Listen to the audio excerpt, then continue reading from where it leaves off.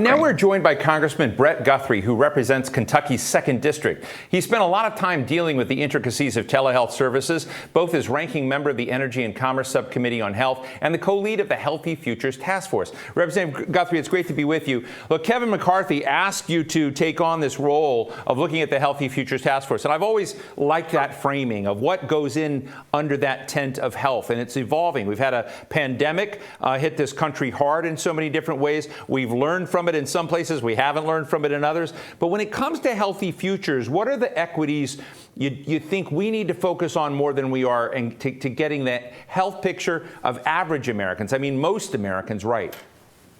Well, we're looking at a couple of things. One, as we come together, and we're building that the hope that there'll be a Republican majority in the House in 2022. And so what are the things that we can do that we can accomplish? And we're completely aware, most of us are, if not all of us, that President Biden will be president for at least the next couple of years if we're in the majority.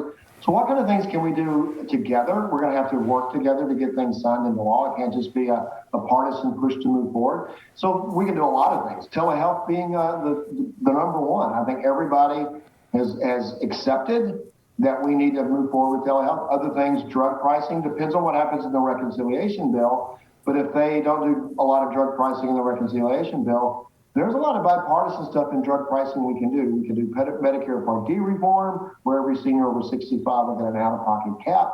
We'll go a long way to help with the expensive pharmaceuticals. The other things we can do is bring generics to the marketplace quicker so that we'll have competition for the more expensive pharmaceuticals. What we don't want to do is limit the investment or kill innovation in these types of drugs moving forward. Another thing I've worked with Kurt Schrader on is value-based agreements. So we're looking at, one, what can we do over the next 2 years? But yes, we need to look at what the future of healthcare is, and it's personalized. We don't want to get between the doctor, the physician, and the patient. We want to improve healthcare and be innovative. And so the current situation, and if you look at the reconciliation bill, the big push for healthcare, it's as big as the Affordable Care Act in spending, but the big push is to make tax credits permanent for people to buy health insurance. And so what we seem to be doing is buying into the system that we want everybody to be covered, but we're going to, whatever health insurance costs, we're just going to subsidize people to be able to afford to have it. And I don't think that's sustainable. I think, I always say it follows the same image or the same metaphor as college tuition, that as college tuition goes up, we subsidize people to pay for it. As we subsidize people to pay for it, it goes up. And so we're getting into this cycle, I think, of unsustainable healthcare costs, and it's finally going to break the bank. And so those are things we want to focus on as we move forward. But the immediate future is things that we can do immediately, telehealth being in the top category, that we can do bipartisan, that the president and will be President Biden will sign. Yeah, it's fascinating that you started in a kind of way with the the Venn diagram of where the interests overlap and kind of come in. Do some of your colleagues on the Democratic side, do you see them doing the same thing, or do you see them pushing beyond that Venn diagram? Well, I think if you look at the reconciliation bill, there's things in there like H.R. 3 and some other things which is the price setting of pharmaceuticals. A lot of people say it's negotiations, but we can get into the details of that if you don't. But yeah, a lot of us worked on what we call H.R. 19, which I think you probably get close to unanimous vote out of Energy and Commerce if that was the bill instead of H.R. 3, which does lower drug prices. We know that just doesn't go the direction that they want to go. So there's opportunities to do so. Kurt Schrader and I, who's a Democrat from Oregon, have worked on value-based agreements. I know Anna Eshoo and I agreed to have a hearing, as we did last April or March, last spring in 2021 on telehealth. So there is a lot of opportunities for us to work together. Well, thank you. One of the things is, we're talking about today, and got it behind me on the marker, is telehealth. And I guess if we were to kind of roll back 18 months ago and sort of have this program and conversation back then, telehealth was on people's minds, but it hadn't happened. It happened in bits and spurts, but we've seen just massive shift, and massive shift so much that people are worried about, is it going to be reimbursable in the future? How wobbly is the ecosystem around telehealth. But it's here to stay. But I was fascinated by comments you made, Congressman, in March. And that's always the worry. You know, your statements get remembered forever.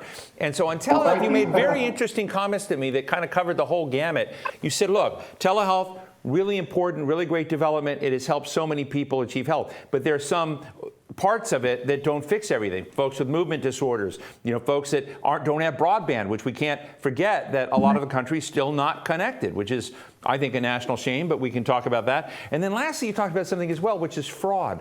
So I'm interested in how you see the gains in telehealth and what is the dark side and what is the gray area of folks we can't forget, can't kind of become so rah-rah about, one dimension in this that we leave a lot of people behind.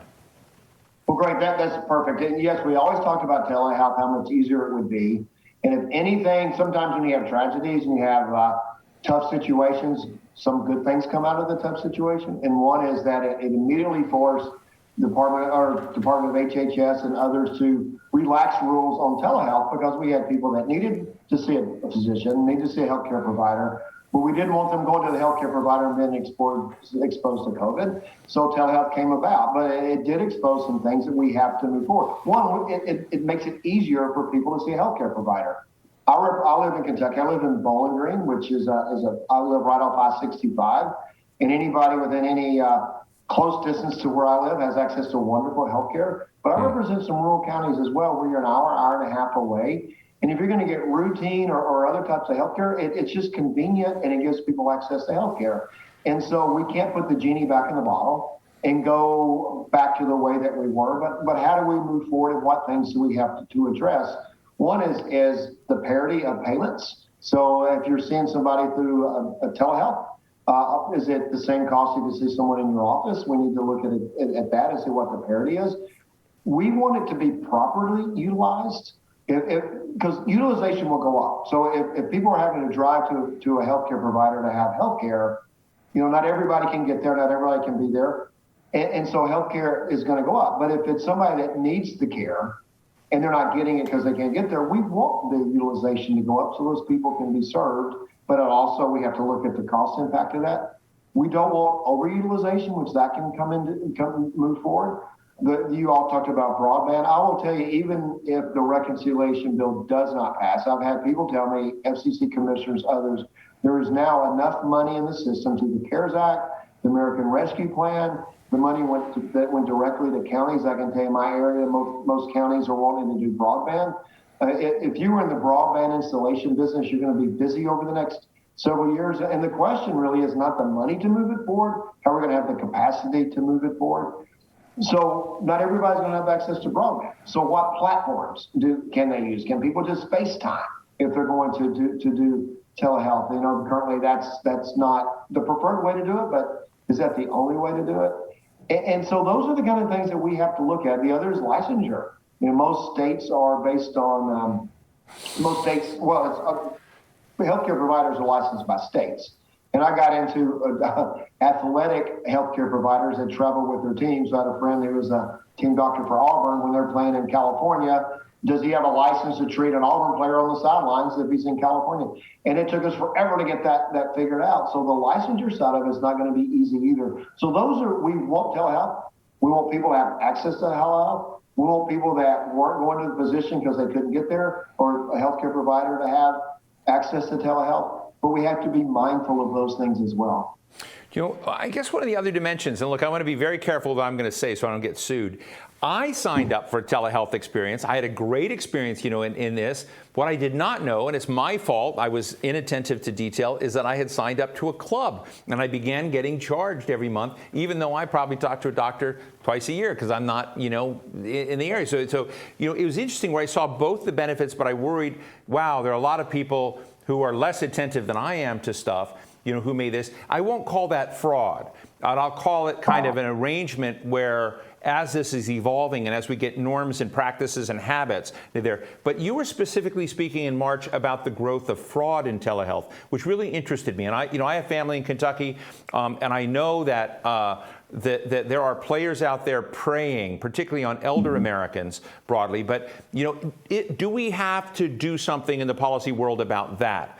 Are you Yes, worried we do, about and that? I'm glad you brought that up. I'm not sure the situation you talked about is fraud, as you said, but it is something we absolutely have to be mindful of. We also have to be mindful of fraud because if you're going to your healthcare provider and they're seeing you personally, there's a record that you're there. People can make those things up. I get there's fraud in traditional Medicare and Medicaid as well. But the Medicare we're kind of focusing on.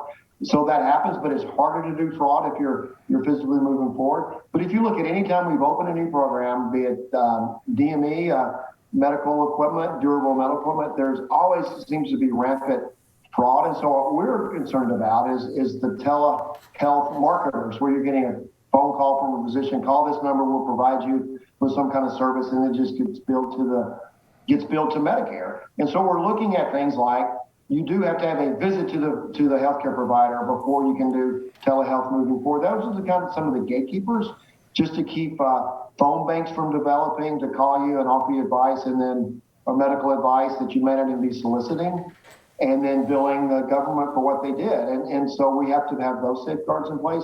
And another thing with like across state lines is, I think you remember, I had some people here that I know that live in Northern Virginia, and they moved to their parents' home in Alabama because they wanted to, because their kids could go to school. Well, their pediatrician's still in Virginia, so you have to be able to go across state lines if you have a previous relationship such as that. So we have to work with those things as well.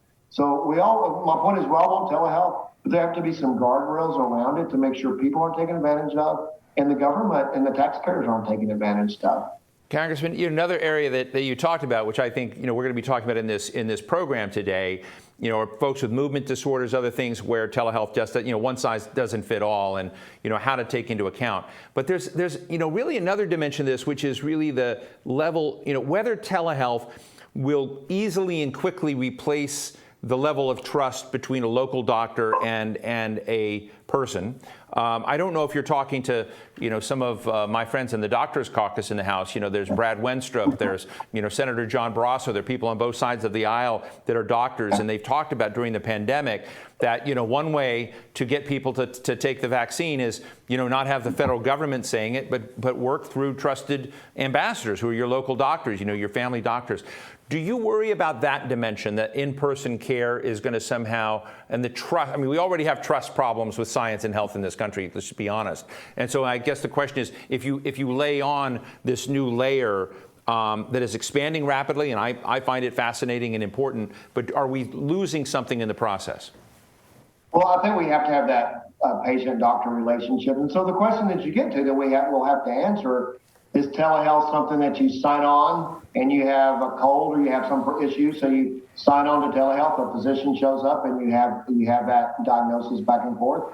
My vision of it, but that's something we have to talk about, and that's why you have hearings and debate, is that you have a relationship with your physician, and then when you need, because there's times, all of us have, I've had children, you have a relationship with a pediatrician, you call it the pediatrician on the phone. Of course, they don't get reimbursed for this kind of stuff, but you call them on the phone and say, Caroline has an earache, whatever, what should I do? And you get advice back that way.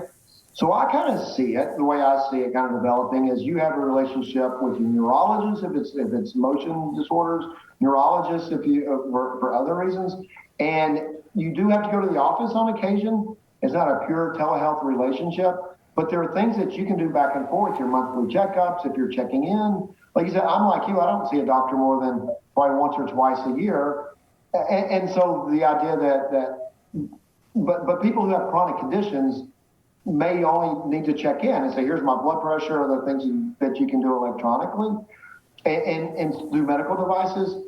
But I think that we have to be careful to make sure that's what the healthcare provider and the patient decide between themselves. Because the problem you get to, we'll say, if you have this kind of disorder, you can't, or if you have this kind of disorder, you can. And then somebody will come to us and say, well, I sort of have that, but I sort of have this, and I think I can do telehealth. And then what happens, you'll create hundreds of codes. If you talk to physicians today who deal in Medicare or healthcare providers in Medicare, they will say, if you would just ease all of the codes that I have to put forward, it would be so much easier to practice medicine. And a lot of people are getting tired of practicing medicine because what they're doing is spend a lot of time on paperwork. So we have to be cognizant of that. But my kind of vision for it is that you have a relationship with a healthcare provider And telehealth is a part of that relationship with you and your healthcare provider, and being in their office is part of being with that healthcare provider. Well, listen, this has been terrific. I want to tell our viewers that Congressman Brett Guthrie's district in Kentucky, the 2nd District, is the birthplace of Abraham Lincoln. You've got the Mammoth Cave National Park, and you've got Fort Knox, which I've never been to, which I really, really want to go see. You may want to mention something, but I really appreciate you joining us today, talking us through this, new evolving set of platforms out there and what the strengths and costs are. Thank you very much, Congressman Guthrie. Well, thank you for having me. Well, that brings us to the end of our program today. A very big thank you to Neurocrine Biosciences for its support, and all of you attendees for listening to this today. Please, go on to our website. We're going to have all of these conversations on our website shortly. Show them, share them, watch it again. I'm Steve Clemons. Thanks so much. Be healthy and be well.